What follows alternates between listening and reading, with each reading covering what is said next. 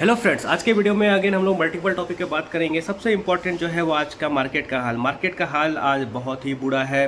वो कैसे मैं बता सकता हूँ आपको।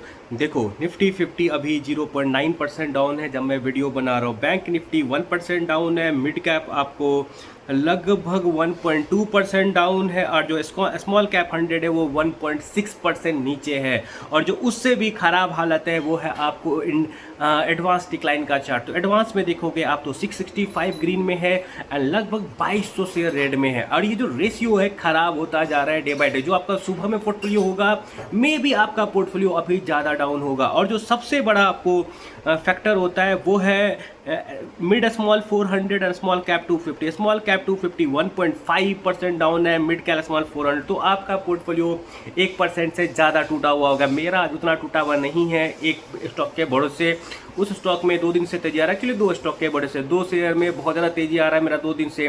तो मेरा मेरा पोर्टफोलियो उतना नहीं टूट रहा है, संभाल ले रहा है 2 स्टॉक मिलके। अदरवाइज मेरा दोनों दिन पोर्टफोलियो 1.5% से ऊपर डाउन होता, अगर वो दोनों स्टॉक न्यूट्रल भी होते तो चलो अब हम लोग आते हैं दूसरा इंपॉर्टेंट टॉपिक पे, वो है अनंतराज। ठीक है, अनंतराज का रिजल्ट कैसा था? मेरे हिसाब से अनंतराज का Q4 का रिजल्ट नहीं था अच्छा, इस पे कोई डाउट ही नहीं है ना। आपका रेवेन्यू बढ़ाया, देखो आप पैट कितना भी बढ़ा लो ना, अगर PAT is not increasing due to revenue तो सेंस नहीं बनता है। फैक्ट यही है। मुझे आपका टॉप लाइन भी ग्रोथ चाहिए, आपका बॉटम लाइन भी ग्रोथ चाहिए। मैं वैसी कंपनी को प्रीफर कर ही नहीं सकता जिसमें बॉटम लाइन को पे ग्रोथ आ रहा है। मुझे टॉप लाइन भी ग्रोथ चाहिए, दोनों ग्रोथ चाहिए। एक ग्रोथ के बड़े से मैं तो किसी कंपनी में इन्वेस्ट नहीं करूंगा। ठीक है, दूसरा क्या है? डीमर्जर। ये अनंतराज के डेटा सेंटर बिजनेस को और आपको रियल एस्टेट बिजनेस को डीमर्ज कर रहे हैं।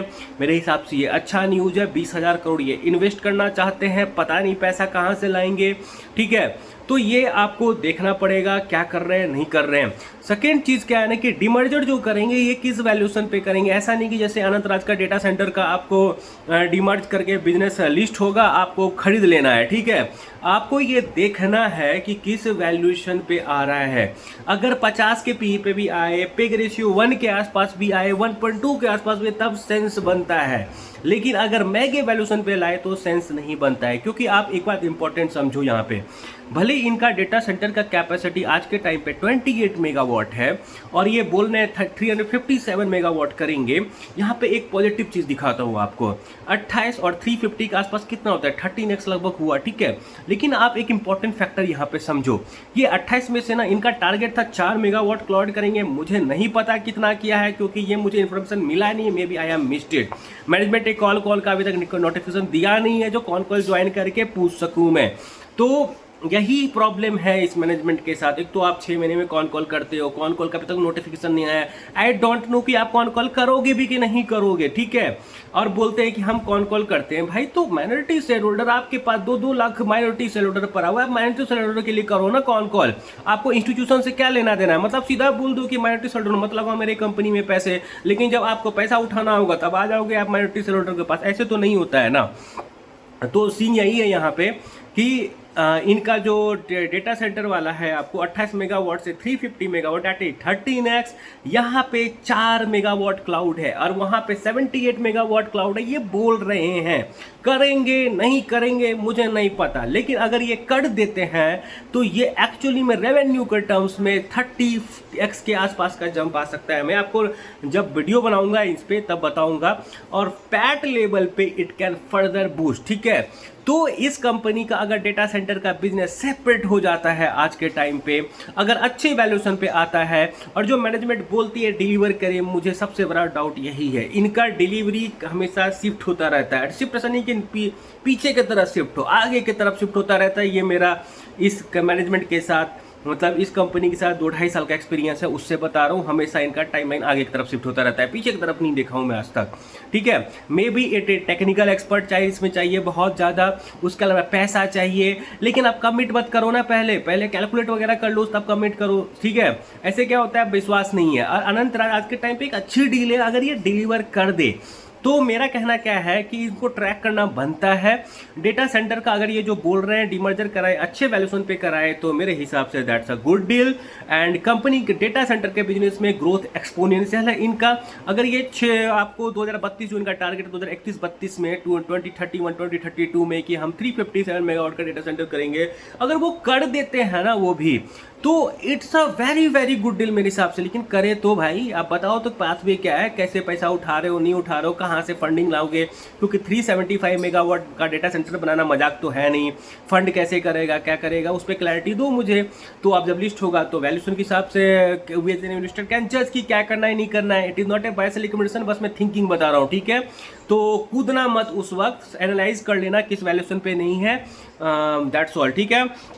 अब दूसरी कंपनी का बात करते हैं, सैटिन क्रेडिट केयर, ठीक है। सैटिन क्रेडिट आज 11% ऊपर है। मैंने जब आप लोगों को शेयर किया था उससे ऑलरेडी ये 70% ऊपर आ चुका है। पूछो मुझे कैसे पता चला ये चीज़ कि Satin credit care is a gem in आपको माइक्रो फाइनेंस। क्यों? क्योंकि देखो वैल्यूएशन बहुत कम था, Q3 में नंबर अच्छा आया था। नंबर का मतलब ये नहीं बोलता हूँ कि प्रॉफिट लॉस, ठीक है।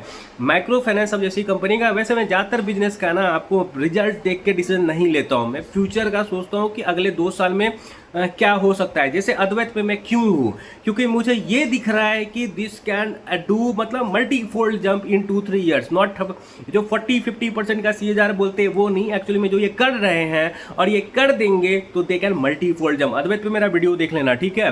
Not a buy sell recommend से, बस मैं अपना थिंकिंग बता रहा हूँ। तो मेरा यहाँ पे यही है कि मैंने Q3 का नंबर देखा था, डिसबर्समेंट देखा था, ईओएम ग्रोथ देखा था, और मैनेजमेंट एक कंजर्वेटिव दिया था अपना गाइडेंस वगैरह। तो अब क्या हुआ, यहाँ पे रिजल्ट अच्छा आया, ठीक है, और गाइडेंस को बढ़ा दिया। तो अब क्या हुआ, बहुत लोग यहाँ पे कूदने के लिए दौड़ेंगे, और हुआ क्या, जो आप यहाँ पे 70% बना सकते थे वो आपके हाथ से चला गया।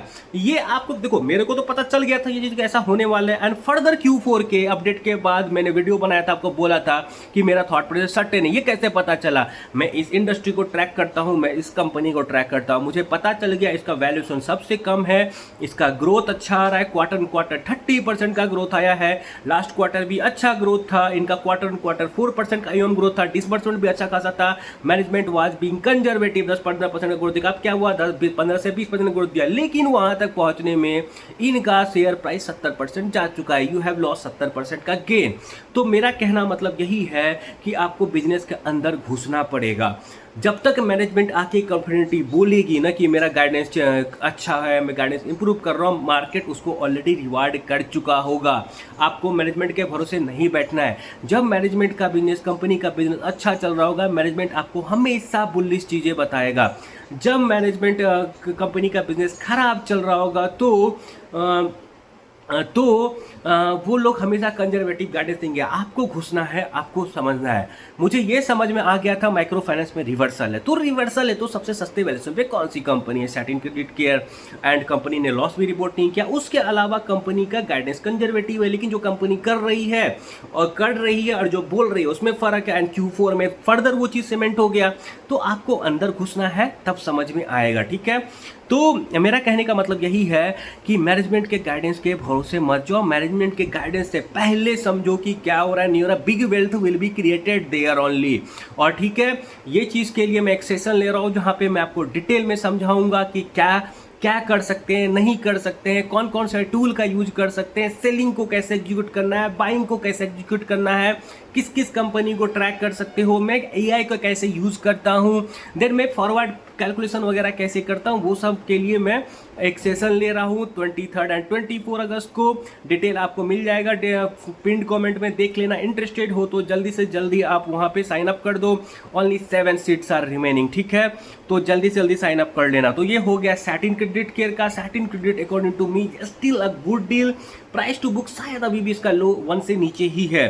और पिछले कुछ दिनों में जो सबसे पॉजिटिव मुझे लग रहा है कि इसका शेयर प्राइस ऊपर भी जा रहा है, वॉल्यूम भी है, डिलीवरी भी है। अगर वॉल्यूम होता है, डिलीवरी नहीं होता तो वो अच्छा बात नहीं है, लेकिन वॉल्यूम भी है और डिलीवरी भी है, तो यहाँ पे मुझे बहुत कॉन्फिडेंस मिलता है इस कंपनी में। And that's all. एक और कंपनी है सम्मान कैपिटल, ये कंपनी भी मेरे हिसाब से रडार पे रखना चाहिए। ऐसा देखो, एक बार बता रहा हूँ ना, आप लोगों को लगेगा कि कंपनी नहीं भाग रहा है नहीं भाग रहा है, लेकिन जब कंपनी भागेगा ना तो वो कंपनी 3 से 6 महीने में ट्रिपल हो जाता है, ठीक है। तो आपको क्या करना है ना, बिजनेस को समझना है। बिजनेस समझोगे ना तो डरोगे नहीं। फॉर एग्जाम्पल कल क्या हुआ अल्पेक्स सोलर में, 10% तोड़ दिया शेयर को, कोई न्यूज कुछ भी नहीं, लेकिन तोड़ दिया 10% का। अगर आपको अल्पेक्स का बिजनेस पता नहीं होता तो कल आपका डर से हालत खराब हो जाता, और कुछ लोग तो वहां पे बेच भी देते, ठीक है। तो इसीलिए बोलता हूं सबसे इंपॉर्टेंट है बिजनेस समझो, बिजनेस समझो, और कोई चीज नहीं है। बिजनेस समझो, फंडामेंटल क्लियर रखो, पैनिक नहीं करोगे। आज के टाइम पे ओरियाना पावर रोज रोज गिर रही है, थोड़ा बहुत मार्केट गिरता है 2%, ओरियाना पावर आपको रेस में आगे चला जाता है, मैं 4% गिरूंगा, ठीक है। लेकिन क्या ओरियाना पावर खराब कंपनी है? मेरे हिसाब से नहीं है। मैं अगेन यही बता रहा हूं, in a good time if you understand a company business, if you don't sell it, again not a buy sell recommendation, a good company in a euphoria can turn 3x। देखो HFCL के साथ क्या हुआ, 1 महीने के अंदर ये company double हो गया। क्यों? क्योंकि कंपनी का Q4 का रिजल्ट आने वाला था अच्छा, उससे पहले आधा उड़ा दिया, और जब Q4 का रिजल्ट अच्छा आया उसको उसके बाद थोड़ा उड़ा दिया, ठीक है। तो क्या वो 100% का गेन हो गया। सिमिलर वी मार्क में, वी मार्क तो मेरा ट्रिपलर है, ठीक है, not a buy sell recommendation, मेरा ट्रिपलर कंपनी है। कुछ दिन पहले वो 500 के पास था, जाकर देख लेना, और वहां से भी 1200 के पास चला गया है। तो कुछ ही दिन में ये कंपनी डबल ट्रिपल, और मैंने तो इसे उससे भी पहले खरीदा हुआ था, मार्च वार्च के आसपास खरीदा था लास्ट ईयर। तो मेरा कहने का मतलब ये है ना यहाँ पे कि आपको समझना पड़ेगा कंपनी के बिजनेस को, मैनेजमेंट के गाइडेंस के भरोसे मत रहो। I know there are many guys who will tell you कि मैनेजमेंट जो गाइडेंस देगी, तो मैनेजमेंट गाइडेंस देगी ना, आधा रेस निकल चुका होगा। मैं ये बात बता रहा हूँ आपको, ठीक है। तो अपना एनालिसिस करो, मैनेजमेंट के गाइडेंस के भरोसे मत रहो। अब एक और कंपनी है TAC इन्फोसिस। मेरे ख्याल से ये कंपनी इंडिया का एक साइबर सिक्योरिटी जेम है। आई can be again wrong here, मैंने एनालिसिस किया है, देख लेना। कंपनी के मैनेजमेंट का बोलना है हम लोग 100 मिलियन का रेवेन्यू करेंगे डॉलर का। इसका मतलब क्या होता है? 900 करोड़ का रेवेन्यू, ठीक है। कंपनी में 2 दिन से अपर सर्किट लग रहा है, मैं बताऊंगा मुझे ऐसा क्यों लगता है। ये शेयर प्राइस का तो कोई कमेंट नहीं कर सकता हूं मैं, ठीक है, लेकिन मैं अपना टेक दूंगा, मुझे क्या लगता है, मतलब एस्टिमेटेड बताऊंगा। देखो क्या है कि ये कंपनी 900 करोड़ का रेवेन्यू करने का टारगेट रखती है, और वो कैसे करती है, क्लाइंट इनका है 10,000 और उससे भी क्रॉस सेल वगैरह करेंगे, ठीक है। डिटेल वीडियो देख लेना, वो मैं अपने मेंबर्स के लिए लाया हूँ। अगर आप SME शेयर होल्डर हो तो I think you can afford that charge, it is nothing, 459 is nothing, ठीक है, अफोर्ड कर सकते हो। जाके देखो, मैं ऐसे बहुत सारे इंटरेस्टिंग बिजनेस पे वीडियो लाऊंगा, वीकली 1 ट्राई करूंगा एटलीस्ट, कभी कभी 2 भी ले आऊँगा, अच्छी अपॉर्चुनिटी रहेंगे, डिपेंड करता है अपॉर्चुनिटी वगैरह पे भी। तो फटाफट देख लो, कंपनी में अपॉर्चुनिटी बहुत अच्छा है। सीन क्या है कि 100 मिलियन का रेवेन्यू कर रहे हैं तो 900 करोड़, वो अभी TTM रेवेन्यू कितना है? TTM revenue is only 48 crore, और ये software as a service company है। मतलब इनको ऐसा नहीं है कि अगर कम बिजनेस को 10 गुना करना है तो 10 गुना लोग हायर करना है। They can sell it company, ठीक है, और अपने बिजनेस को बढ़ा सकते हैं। एंड विजय केदिया जैसे बड़े इन्वेस्टर का भी यहाँ पे हाथ है, तो यू कैन से कि कंपनी पे अच्छा खासा रिसर्च हुआ होगा पहले खरीदने से। एंड साइबर सिक्योरिटी में भी ये एक कंपनी जेम है, और मैंने सेट्रिस के साथ ये देन टेकडी सिक्योरिटी इन सब के साथ कंपेयर किया था टेक इन्फोसिस का, और वीडियो देख लेना, आपको पता चलेगा कि चारों में से कौन सी कंपनी अच्छी है। मेटा इन्फोटेक भी है उसमें, और मैंने अपना टेक वहाँ पे दिया हुआ है। अगेन मैं बता देता हूँ, TAC इन्फोसिस में भी मेरा होल्डिंग है, और मैंने ये होल्डिंग रिसेंटली ही लिया है। क्यों लिया है? क्योंकि USA में एक्सपैंड कर रहे हैं। USA में इन्होंने 2 लोग को हायर किया, बहुत बड़े बड़े लोग को, ठीक है, गवर्नमेंट के लोगों को, जो इनको गवर्नमेंट में पेनिट्रेट करने में सुविधा देंगे। डिटेल में बताया हूँ, अगेन वीडियो में जाके देख लो। तो मुझे कंपनी अभी वेल्ड पोजीशन लगती है। 2 दिन से इनका आपको शेयर प्राइस अपर सर्किट मार रहा है। क्यों? क्योंकि expectation of a good result. कब? S2 का रिजल्ट आने वाला है, आई थिंक 14 तारीख को या 13 तारीख को आने वाला है। आज कितना तारीख है? 12 है ना, आई थिंक परसों आने वाला है, ठीक है, देख लेना एग्जैक्ट याद नहीं है। मेरा ये पता है कि मेरे होल्डिंग के 4 शेयर के रिजल्ट आने वाले थे, एक का आज आएगा, एक का कल आया है, मतलब हर 4 दिन अलग अलग कंपनी का आने वाला है, तो देख लेना। तो यही सीन है। Take Infosys according to me is a good deal. Again I can be wrong, मेरा होल्डिंग है यहाँ पे, जाके अपना देख लेना, सब्सक्रिप्शन वगैरह ले लेना, it will help me too. देखो मैं इतने अच्छे अच्छे एनालिसिस करता हूँ आपके लिए, तो आपको भी, आपका भी कर्तव्य बनता है मुझे सपोर्ट करो, ठीक है। विदाउट योर सपोर्ट मुझे भी दिक्कत होगा, आप सपोर्ट करो। And I think 479 for SME investor is not a big deal.